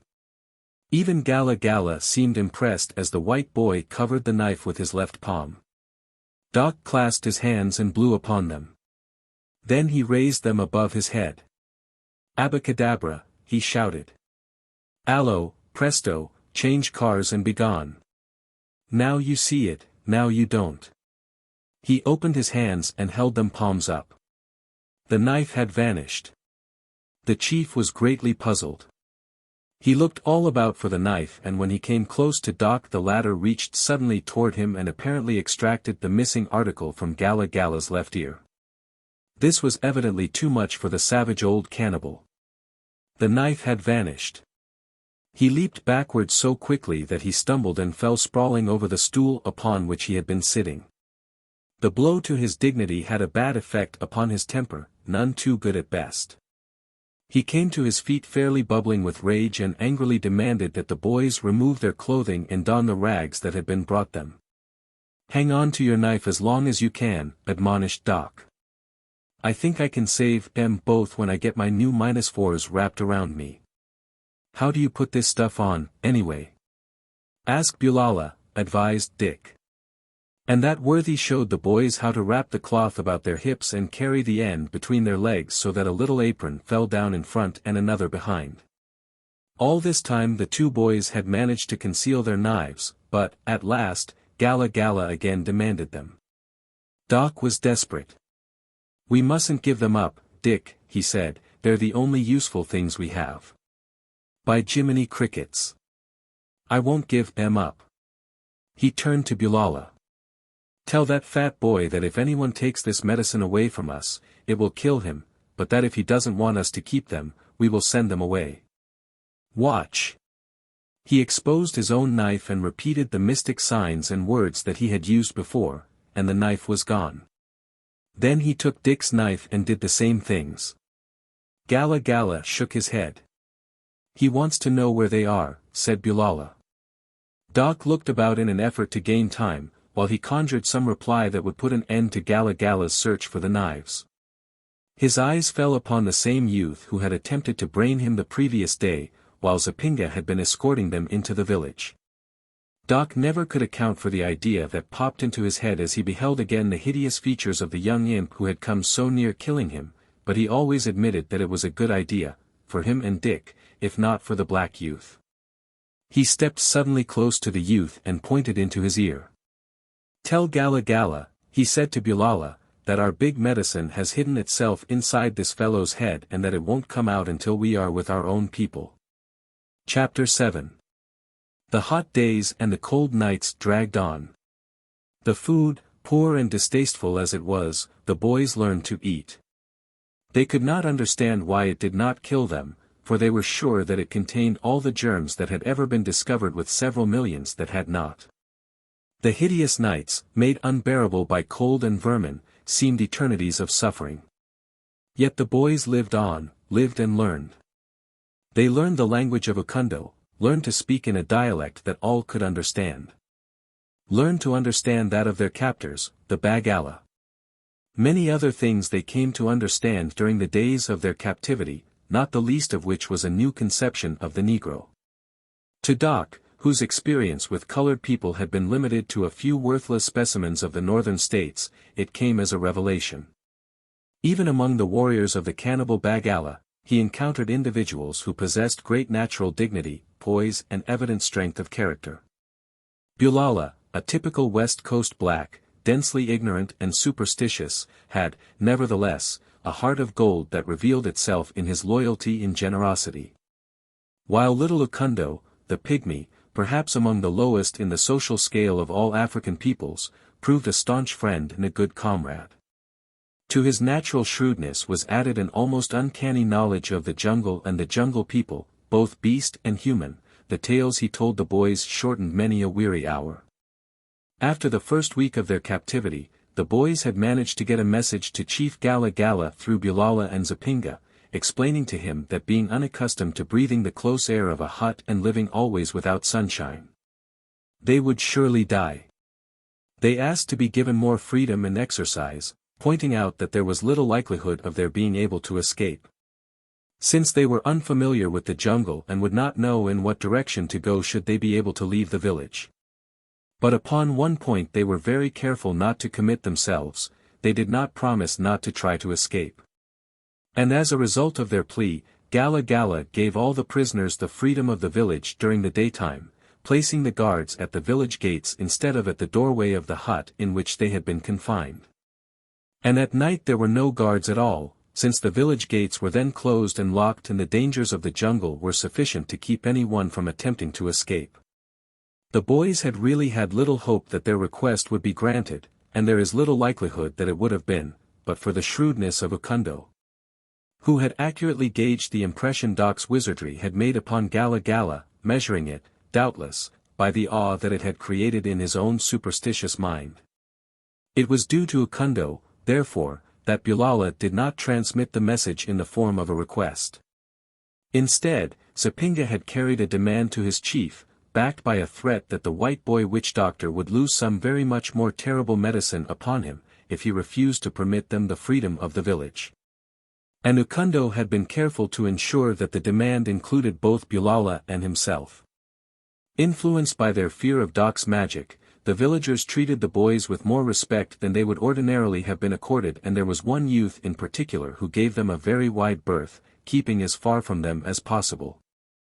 This was Pabu, the youth within whose thick skull it was popularly believed reposed the big medicine of the white boy witch doctor. Since the moment that Doc had made the two knives disappear within Pabu's left ear, that unhappy individual had been the object of much suspicious observation upon the part of all the villagers. At first he had enjoyed this unusual celebrity and had strutted about with great pompousness, but when it had been whispered that Gala Gala was becoming consumed with curiosity to learn if the big medicine was indeed inside Pabu's head, the youth had filled with a great terror that kept him almost continuously in the seclusion and dirt of his father's hut. For he knew of but one way in which Gala Gala could definitely learn if the big medicine was actually within his skull, and Pabu knew Gala Gala well enough to know that, whenever the spirit chanced to move him, he would not hesitate to make a thorough investigation, no matter how painful, or how fatal to Pabu. One day, as the boys were lying in the shade beside their hut, Gala Gala approached them. With him was an evil-faced individual whom the boys recognized as Intamo, the witch doctor of the Bagala, a Mugala of great power whose influence over Gala Gala made him in many ways virtually chief of the Bagala. His wrinkled face was seamed and lined by age and vicious thoughts, and clouded by a perpetual scowl, a fit setting for his bloodshot eyes and his sharp, filed, cannibal teeth. As the two approached the boys, Intamo excitedly urged something upon the chief, but he ceased speaking as they came within earshot of Dick and Doc, as though fearful that they might overhear and understand. However, Gala Gala, stopping in front of his two young captives, let the cat out of the bag. "Intamo say your medicine no good," he announced. "Let him make better medicine," retorted Doc in halting and faulty Bagala. "Intamo say your medicine not in Pabu's head," continued Gala Gala. "I say it is. Didn't you see me put it there?" "We find out," announced the chief. "How you find out?" demanded Dick, and then, as a sudden thought popped into his mind, "Golly. You don't mean—" "How you find out what's in a nut," retorted Gala Gala. "You crack it." "But you'd kill him," cried Doc, horror-stricken. "And if we do not find the big medicine there, we kill you," said Intamo, who would have liked nothing better than to get rid of the white boy whose big medicine had had a bad effect upon Intamo's reputation as a witch doctor, since he had been unable to duplicate Doc's exhibition of wizardry. "You come now," he continued. "We find out." And accompanied by Gala Gala and the boys, Intamo led the way toward the center of the village where, in an open space before the chief's hut, all the ceremonies of the tribe were conducted. While Pabu was being searched out and dragged, resisting and screaming, to be sacrificed upon the altar of ignorance and superstition, word ran rapidly through the village that a bit of delicious entertainment was about to be staged. And there resulted a rush for grandstand seats. A ring of savage warriors kept a circular place cleared. In the center of this clearing stood Gala Gala and Intamo. To them Pabu was dragged. Dick and Doc stood shoulder to shoulder in the front rank of spectators, their tanned faces blanched with horror. Two warriors held the half-fainting Pabu while Intamo, armed with a knobkerrie, made mystical passes in the air and mumbled a weird incantation that was supposed to weaken the strength of the white boy's big medicine, in the event that it should actually be found within the unfortunate Pabu's head. "Golly," whispered Dick, "can't we do something to stop them before Intamo breaks that boy's head open with his club?" "Makes me feel like a murderer," groaned Doc. "You will be a murderer, almost, if they go through with this thing," said Dick. "But if you tell them the truth, they'll kill us." "When they don't find the knives inside his cocoa, they'll kill us anyway," replied Doc. "Then you better tell him," advised Dick. "There's no use letting him kill that poor kid." "I've got it!" cried Document, "for the love of Mike. Quick! Slip me your knife. Don't let anyone see it. Here. That's it. Now watch my smoke." Slipping Dick's knife inside his loin cloth beside his own, Doc stepped forward into the circle. Wait! He commanded, advancing toward Intamo, but addressing Gala Gala. You need not kill Pabu. I can prove that the big medicine that belongs to my friend and the big medicine that belongs to me are both inside Pabu's head. I am a great witch doctor and do not have to crack Pabu's skull open to get the medicine out, the way Intamo does. See. And before Intamo could prevent, Doc stepped close to the unfortunate victim of Intamo's jealousy and Gala Gala's curiosity, and with 2 swift movements of his right hand appeared to withdraw the knives from Pabu's ear. Turning, he exhibited them upon the palm of his open hand to Gala Gala and the assembled Bagala. Perhaps Doc's Bagala had been lame and halting, but there was no one there who did not perfectly understand the wondrous powers of his great magic, nor fail to see that his medicine was much stronger than that of Intamo. For it is very true that we are all convinced by what we think we see, quite as surely as by what we actually do see. Gala Gala was nonplussed. Intamo was furious. Being an unscrupulous old fakir, himself, he was convinced that Doc had done no more than play a clever trick upon them all, a trick by which he, for one, did not intend to be fooled. But now he knew that Doc had beaten him at his own game, and perhaps in the bottom of his ignorant, savage brain there was enough natural superstition to half convince him that perhaps, after all, here was a real, genuine witch doctor who commanded demons and controlled their supernatural powers.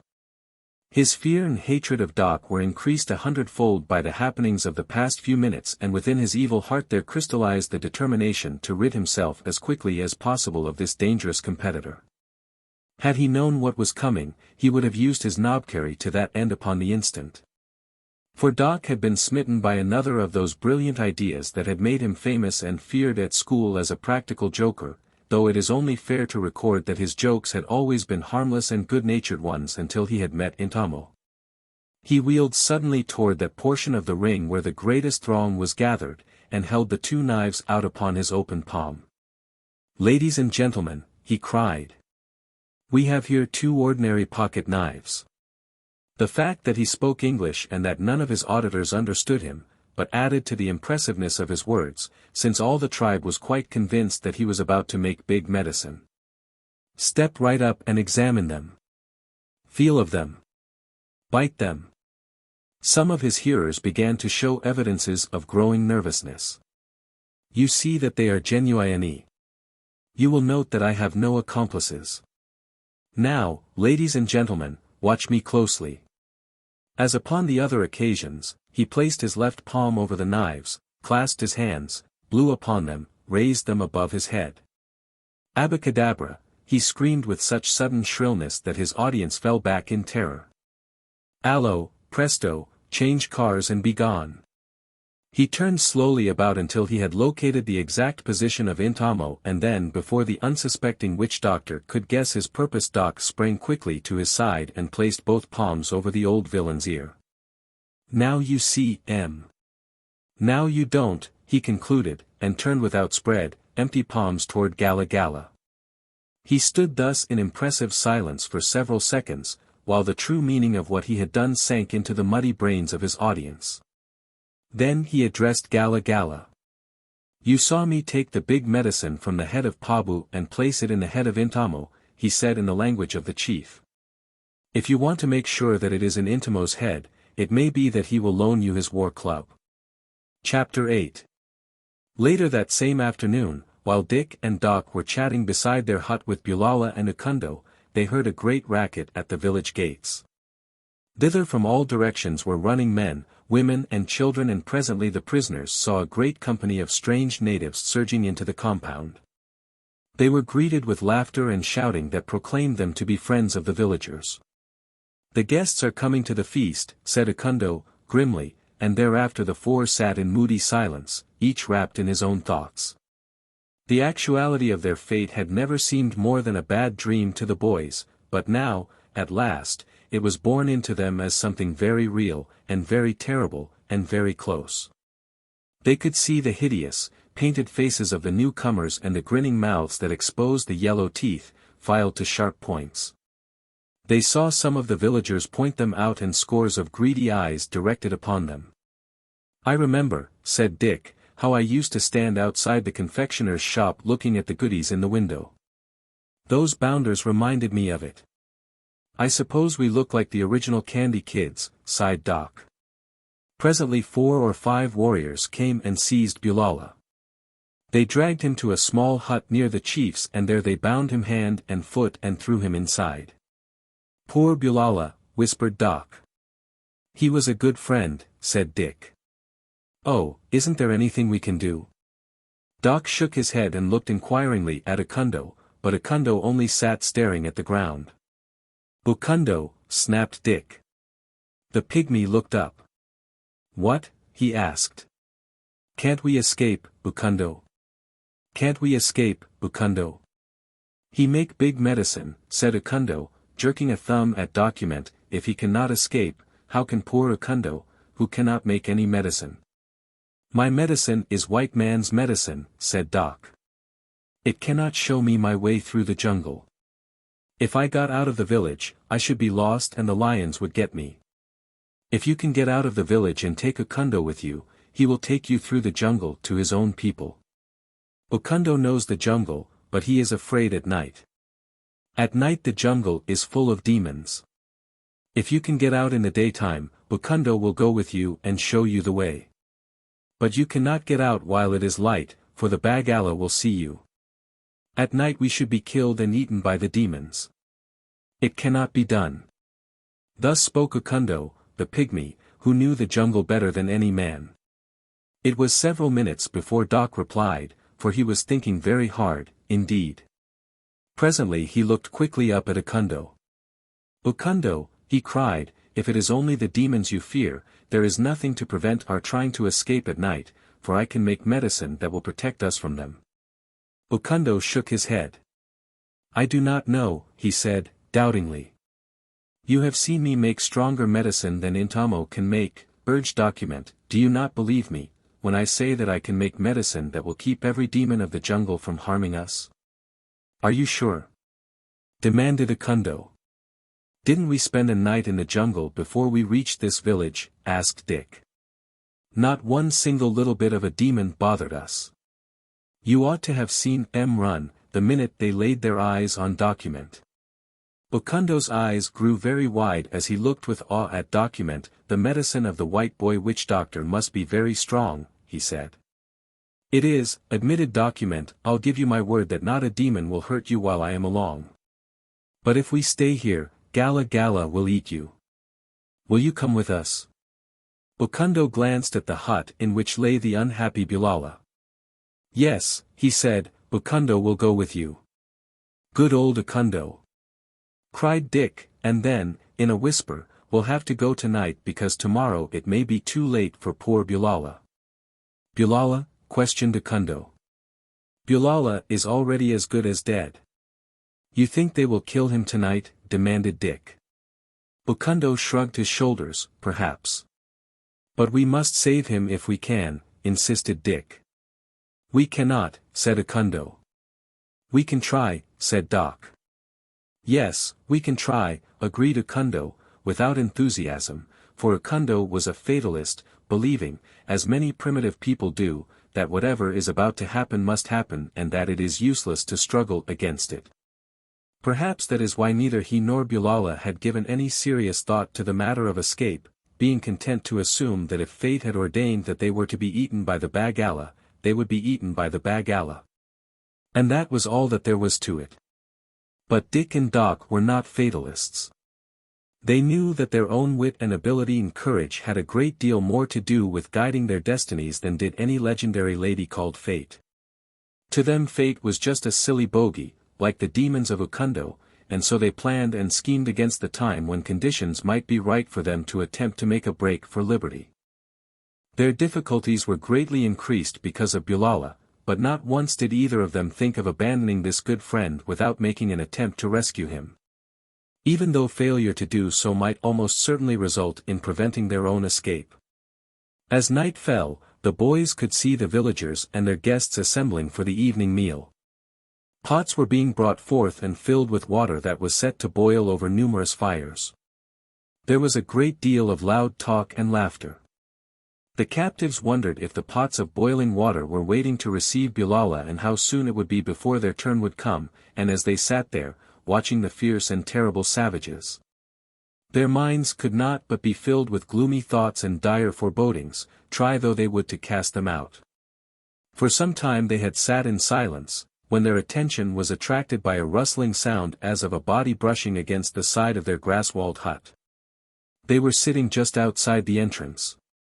Someone, or something, was approaching from behind the hut, keeping close to the outside wall, which was in dense shadow. Dick and Doc drew their knives and waited.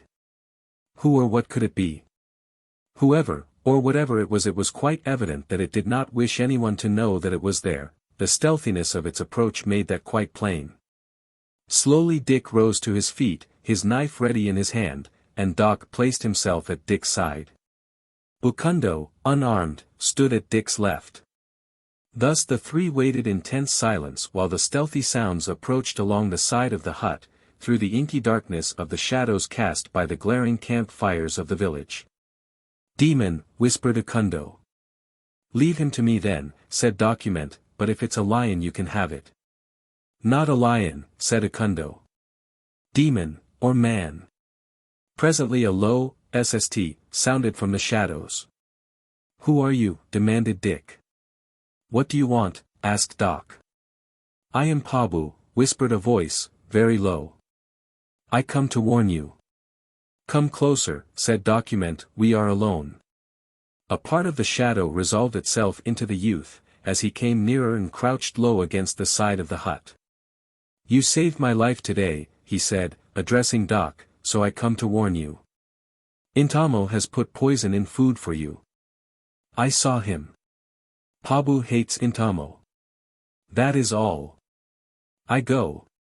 "Wait," urged Document, "what are they going to do with Bilala?" Pabu grinned. "Eat him, of course," he said. "When?" "Tomorrow night. Next night they eat Bukundo. I think they are afraid of your medicine. They may not eat you, unless Intamo is able to kill you with poison." "They couldn't eat us then," said Dick, "because the poison would kill them." "No," contradicted Pabu. "Intamo take care of that. Intamo make good poison, and as soon as you die, he cut out all your insides. There will be no poison in your flesh.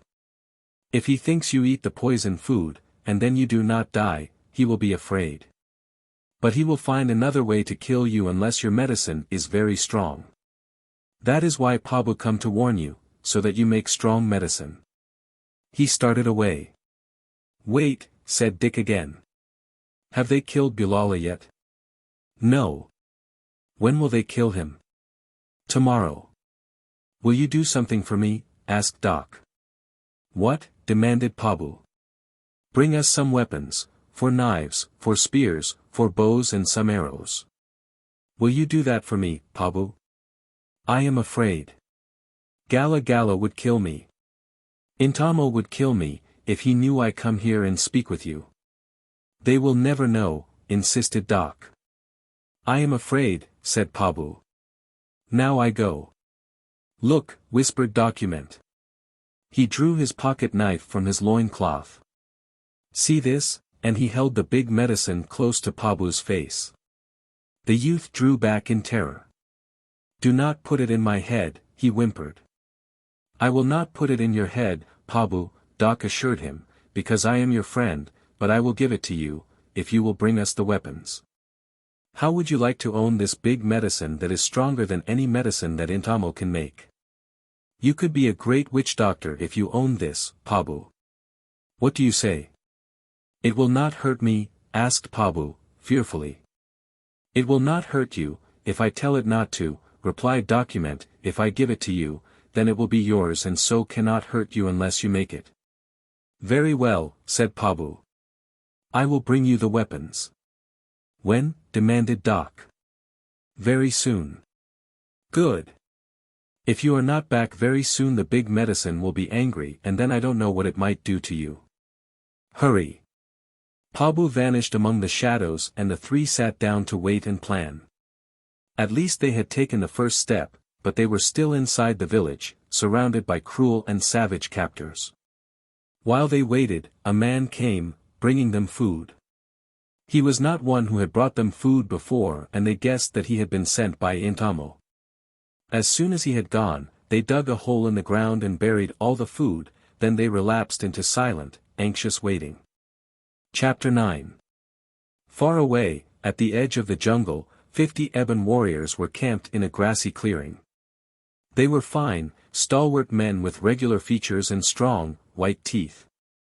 One of them was strumming upon a crude stringed instrument, while two of his fellows were dancing in the firelight that gleamed back from the glossy velvet of their skin.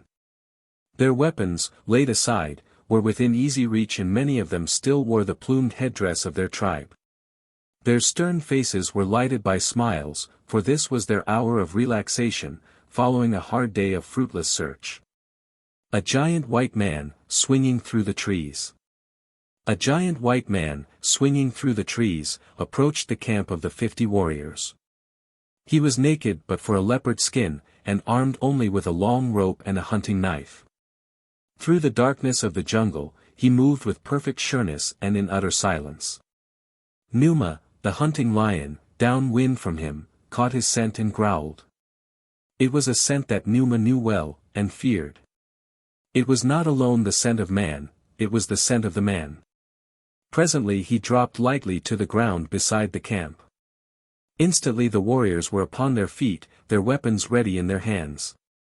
"It is I, my children," said the man. "It is I, Tarzan of the apes." The warriors tossed aside their weapons. "Welcome, Big Bwana." "Welcome, Tarzan," they called. "What luck, Maviro?" demanded the ape-man. "None, master," replied a mighty black.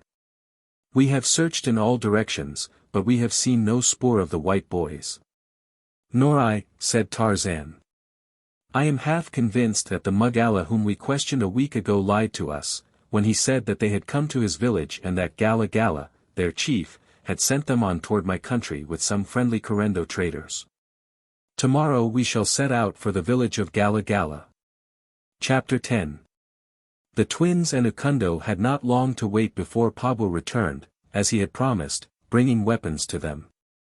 His terror was quite real when he received Doc's pocket knife in payment of his services, but his ambition to become a great witch doctor overcame his fears, and it was a proud, though frightened Pabu, who sneaked away in the darkness, clutching the big medicine tightly in one grimy paw. About the village fires the boys could see the natives eating and drinking, while Intamo, clothed in all the hideous and grotesque finery of his profession, danced weirdly in the firelight, sprinkling powder into the various cooking pots and making strange passes above them with a stick to which was fastened the brush from the tail of a buffalo. Ukundo told them that Intamo was making medicine to frighten the demons away from the pots in which bulala would be cooked on the morrow, and that the real festivities would not commence until the following night. There was little dancing in the village, that night, and after Intamo had completed his ceremony, the blacks commenced to retire to their huts, and soon the village street was deserted. All the fires were banked with the exception of one. The village was quite dark. The moment was approaching when the boys could make their long-deferred attempt to escape. In low whispers they had been discussing their plans with Ukundo, all the evening. Now it was only a matter of waiting until they felt sure that the entire village was asleep. They had distributed the weapons brought them by Pabu, and the feel of them in their hands seemed to impart a new courage and almost to ensure the success of their venture. "Golly," said Dick, presently. "Don't you suppose they're asleep yet?" "Better wait a little longer, council document, this is our only chance and we just can't fail." At that moment they saw a figure emerge from one of the huts and come toward them. "There," said document, "what did I tell you?" The figure approached at a brisk walk and the three hid their weapons as best they could, putting them on the ground and squatting in front of them, but keeping them within reach. For there was something sinister about this silent figure, advancing through the sleeping village. The sickly light of a single dying camp fire dimly outlined the approaching figure, which the waiting captives could see was that of a large warrior in whose right hand swung a short, heavy knobkerry. Who could it be? What was his mission in the dead of night? He was almost upon them before he perceived them, huddled just outside the entrance of their hut. His surprise at seeing them there was evident, for he stopped suddenly with an angry grunt. "Why are you not in your hut?" he demanded in a hoarse whisper. "Which is the white boy witch doctor? I would speak with him." It was Intamo. The three recognized him simultaneously and knew why he had come and why he carried the knobkerrie. "I am he," replied Document. "What do you want of me?" The only answer that Intamo made was to leap forward with raised bludgeon. With a cry of horror, Dick jumped to his feet and sprang between Intamo and his intended victim. With his short spear grasped in both hands and held horizontally before him and above his head, he sought to break the force of Intamo's wicked blow. The knobkerrie crashed upon the stout wood of the spear haft and glanced to one side. But Intamo with the sweep of a mighty arm brushed the lad aside and swung his club again. It was at this instant that a small, panther-like figure, springing with the agility and ferocity of one of the great jungle cats, launched itself full upon the breast of Intamo, hurling the witch doctor to the ground.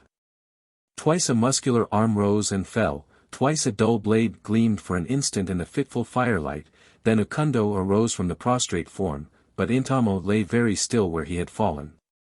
"Good old Ukundo!" whispered Dick in a broken voice that choked with a sob, for he knew that Doc had been very near to death. "Each of you has saved my life," said Doc, "and, oh, gee, I don't know what to say." "Don't say anything," advised Dick. "Anyway, we aren't out of this mess yet." "Now we better go," said Ukundo. "Have you made strong medicine against the jungle demons?" "Very strong," replied Doc.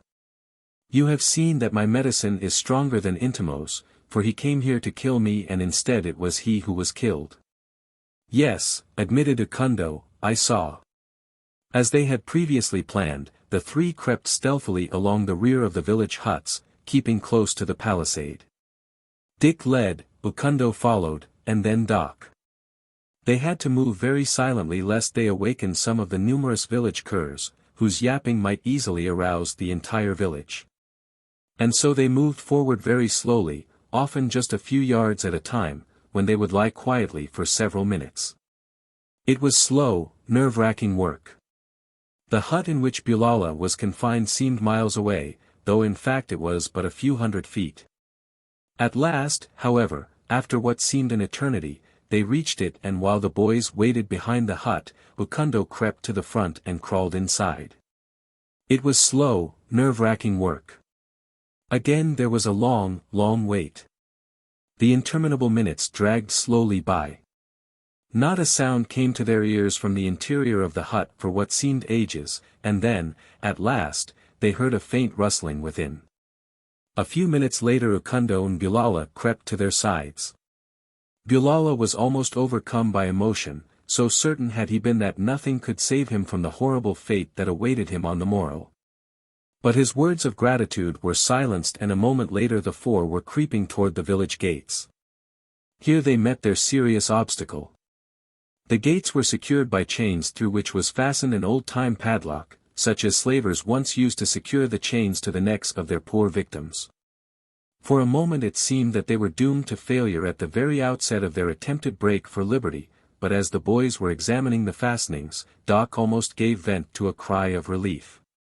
He had discovered that, with true native shiftlessness, the Bagala had fastened the end of one of the stout chains to a post of the palisade with a bit of grass rope, and as a chain is no stronger than its weakest link.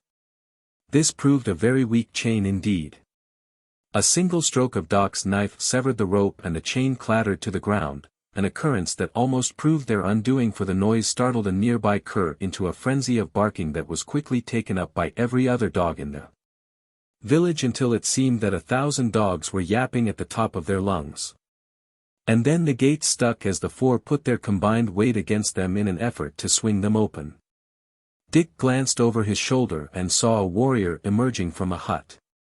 The fellow, voicing a loud cry of warning, came running toward them, and in an instant the village was swarming with fierce blacks, all running with brandished spears. In a frenzy of hopelessness the four prisoners hurled themselves upon the sagging barrier, and this time the gates gave way and the quartet plunged into the outer darkness.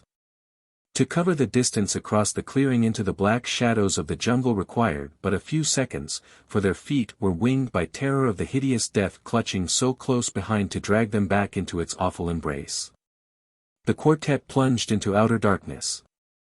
A few feet beyond the village gates the Bagala halted. They had no medicine to safeguard them against the malign influences of the demons of the darkness and the jungle. There they stood, shouting threats and insults at the four fugitives who stumbled along the crooked jungle trail. But words could neither harm them, nor bring them back, and presently Gala Gala led his people back into the village and closed the gates. "Tomorrow," he said, "when the light first comes faintly through the forest, we will go forth and bring them back, for they will not go far tonight where the lions hunt, and the panthers lie in wait above the trail."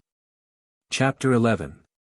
Ukundo, master of jungle craft, led the little party by ways that no other might have found. He did not always follow the well-beaten trails, but seemed to know by instinct where short-cuts might be taken and where one, by crawling upon all fours, might find a way through what seemed an impenetrable mass of tangled vegetation. For half an hour they moved along in silence, then Ukundo stopped. "Lion," he whispered. "He is coming. Take to the trees." Dick and Doc could see nothing, could hear nothing. They had been following each other by the not always simple expedient of actually touching the one ahead. If they lost touch, they were as good as lost until they again made contact. Now they saw no trees. They knew there were trees all about them, but they could see none. The blackness was everywhere, darkness absolute. They stood up and groped about. "Hurry," warned Ukundo. "He comes." They heard a crashing in the underbrush. Doc's fingers came in contact with the bole of a great tree. "Here, Dick," he whispered. "Here's a tree. This way." He felt Dick touch him. The noise in the underbrush seemed very close. "Climb," said Dick. "I've found the tree." "Hurry up." Doc attempted to scramble up the giant trunk, but he could not span it with his arms, nor could Dick. They reached through the darkness searching for a branch, but found none. A horrid growl sounded almost in their ears. Dick realized that the beast was upon him, and in the instant he obeyed the first impulse that seized him. He wheeled about facing the animal he could not see and, holding his spear in both hands, thrust it violently outward in the direction of that blood-curdling growl. At the same instant he felt a heavy body strike the weapon. He was hurled to the ground and a great weight hurtled against him. A thunderous, deafening roar shook the earth, as the lion lunged into the thicket just beyond him, where there followed such a tumult as might have been made by a dozen lions fighting over their kill. "Dick," called Document, "are you all right?" "Yes." "Are you?" "You bet." "Hurry. I found a way up this tree." "Here." "Over here." Dick groped his way to Doc, who had discovered a smaller tree growing near the huge one they had been unable to climb. And soon the two boys were perched high above the angry lion thrashing about in the underbrush and emitting terrific roars and growls. By shouting, they soon located Ukundo and Bulala in nearby trees. But they could not see them, and after a short discussion it was decided that they remain where they were until morning, when they could get an early start and hasten on towards the country of Ukundo, who promised that all of them would receive a warm and hospitable welcome. Presently the lion ceased its noise and the boys tried to settle themselves with some degree of safety and comfort that they might snatch a brief sleep. For they knew that they had a day ahead of them that would tax to the utmost their weakened bodies unfitted by weeks of captivity and the vile food. Dick was concerned about his spear, which had been knocked from his grasp when the lion sprang against him. And at last morning came, and with the first peep of dawn, Ukundo urged them to descend and continue their flight, assuring them that the Bagala would be certain to trail them at least to the limits of Ugala. Dick and Doc scrambled down to search for Dick's spear. The first thing their eyes fell upon was the dead body of a great black-maned lion, from the chest of which protruded the missing weapon. "Gee," exclaimed Document, "you killed him, Dick. You killed a lion." Ukundo and Bulala joined them, and many were the congratulations heaped upon the astonished Dick. A hasty examination revealed what seemed the only explanation of the surprising event. In leaping for Dick, the lion must have misjudged the distance in the darkness and jumped too high.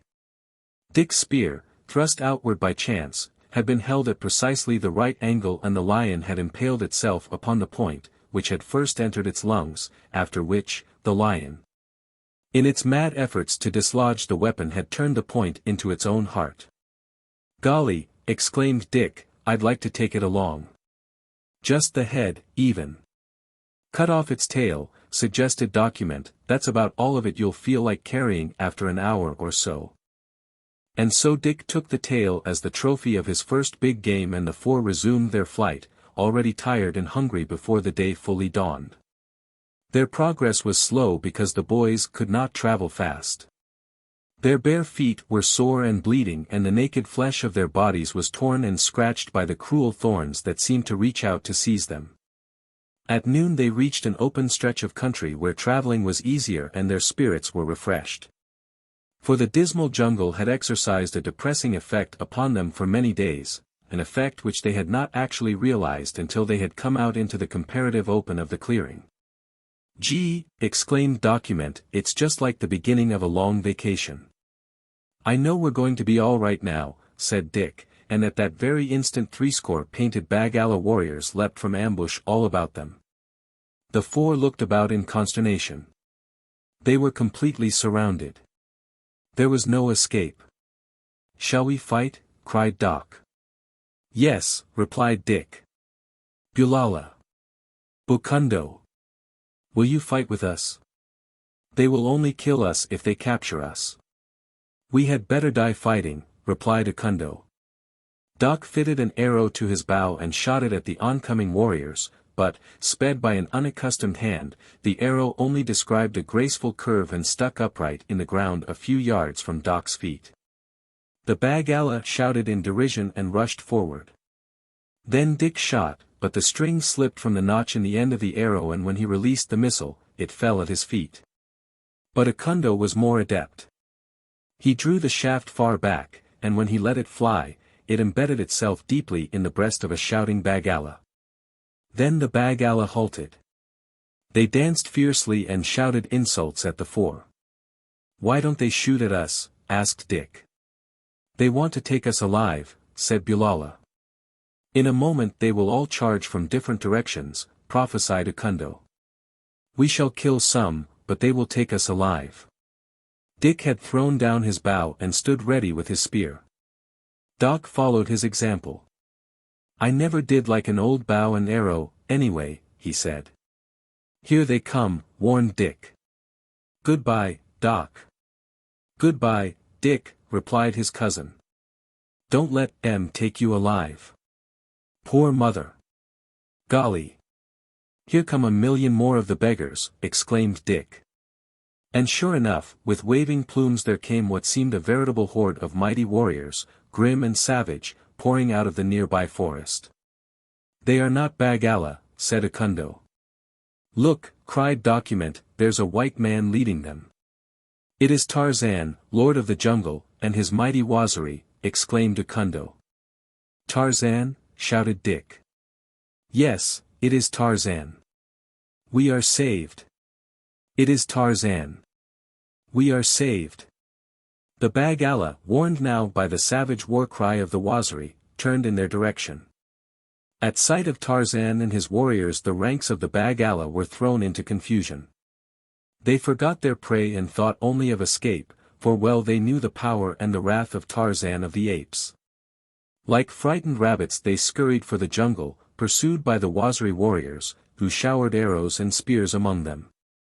As they disappeared from the clearing, Tarzan approached the boys. "I thank God that I have found you," he said. "I did not think you could survive the dangers of the jungle. But when I saw you make your stand against the Bagala, I knew why you had survived. You are brave lads. In the jungle only the brave may live. I am very proud of you." Ukundo and Bulala had gone down on their hands and knees before the Lord of the Jungle, and now Tarzan noticed them. Who are these? He demanded. They are our very good friends, said Document, without them we should never have escaped. They shall be rewarded, said Tarzan, when we reach home tomorrow. And so shall you boys. What in all the world would you like most?